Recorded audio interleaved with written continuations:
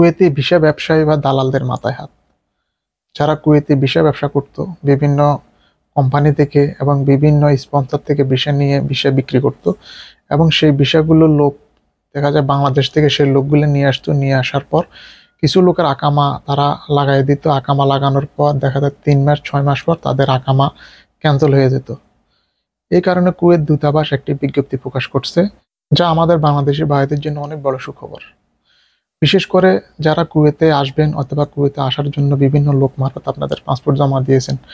কারণ কুয়েতের ভিসা আপনারা হয়তোবা জানেন না, 2-3 হাত ট্রান্সফার হওয়ার পর একটা ভিসা বের হয়।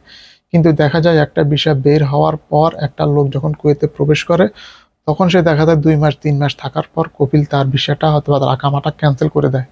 ক্যান্সেল করে দেবার ফলে সে কপিল দেখা যায় আবার তার নতুন লোক আবার সে এখানে নিয়োগ করে।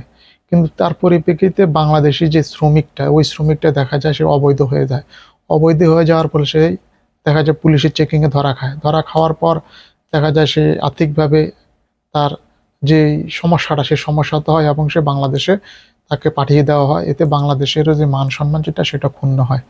তাই এই কারণে কুয়েত দূতাবাস একটি পদক্ষেপ নিয়েছে যে আগামী 9 ফেব্রুয়ারি 2025 থেকে বিশেষ করে খাদেম visa, visa number 20 number visa article 20 এবং Mashrur সাগির small project Mashrur সাগির visa, visa number 18, এটা শূন্য ভিসা। এই ভিসাগুলো অবশ্যই যদি কোনো লোক আসে বাংলাদেশ থেকে আগামী 9 ফেব্রুয়ারি থেকে, যদি শুধুমাত্র কপিল দ্বারা জমাকৃত একক ভিসা সত্যায়নের আবেদন দূতাবাস গ্রহণ করবে।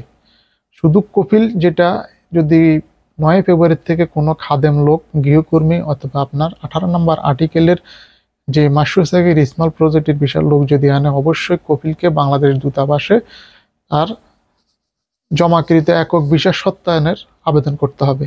এছাড়া কোনো ভিসা আর ইস্যু করবে না বাংলাদেশ দূতাবাস। কারণ বাংলাদেশের অনেক লোক কুয়েতে এসে অনেক প্রতারণার শিকার হয়েছে।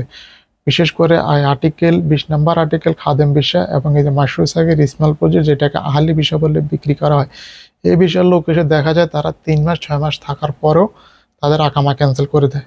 তারপরে সেই লোকটা অবৈধ হয়ে যায়।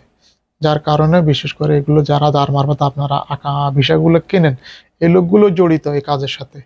তাই যারা পরবর্তীতে আপনারা কুয়েতে আসবেন, অবশ্যই আপনারা এই কাজগুলো সমাধান করে আসবেন।